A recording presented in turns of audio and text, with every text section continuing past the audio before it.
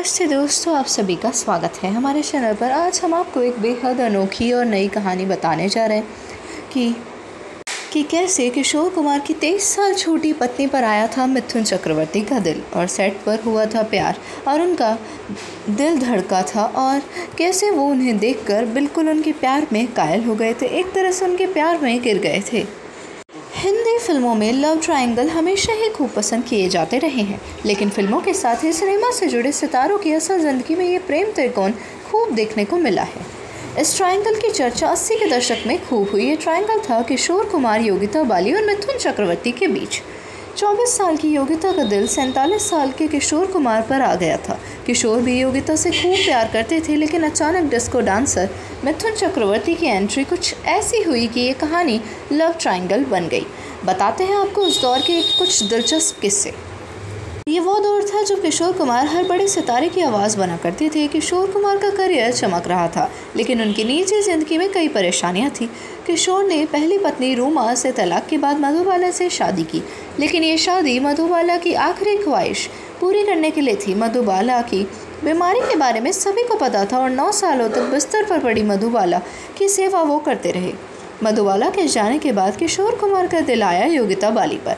योगिता बाली ने 1971 में अमिताभ बच्चन और शत्रुघ्न सिन्हा के साथ फिल्म परवाना से हिंदी फिल्मों में करियर की शुरुआत की थी।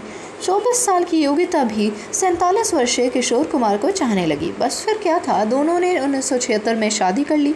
ये शादी घर वालों के खिलाफ तो थी ही, साथ ही इसने पूरे इंडस्ट्री को भी चौंका दिया था। पर इस शादी की इमारत 1 साल बाद ही हिलने लगी। किशोर कुमार से अपनी शादी में आई परेशानियों से अकेली पड़ी योगिता को सहारा मिला मिथुन चक्रवर्ती का।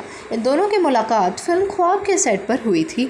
इसी फिल्म के दौरान इनकी नज़दीकियाँ धीरे धीरे बढ़ने लगी थी। किशोर कुमार को पत्नी योगिता का दिल मिथुन पर आने लगा देख और उनकी इन्हीं नज़दीकियों ने योगिता को दूसरी शादी करने पर मजबूर कर दिया। इस दौर में योगिता और मिथुन ख्वाब, बेशक जैसी कई फिल्मों में एक साथ नजर आए थे। इस प्यार में योगिता ने किशोर से अलग हो मिथुन का हाथ थाम लिया और इन दोनों ने 1979 में शादी कर ली। हालांकि योगिता से पहले मिथुन का दिल एक विदेशी मॉडल हेलेना पर आ गया था। मिथुन ने हेलेना से शादी भी की, पर दोनों की शादी महज 6 महीने चली थी। यानी योगिता और मिथुन दोनों ही अपनी पहली शादी में वो पा नहीं सके जिसकी उन्हें तलाश थी। आखिरकार मिथुन और योगिता एक हो गए, लेकिन अपनी तीसरी पत्नी के इस दूसरे पति से किशोर बेहद खफा हो गए। इतने की शादी के बाद किशोर ने फिर मिथुन चक्रवर्ती के लिए कभी गाना ही नहीं गाया। कहते हैं इस दौर में मिथुन के लिए गॉडफादर बने थे बप्पी लहरी।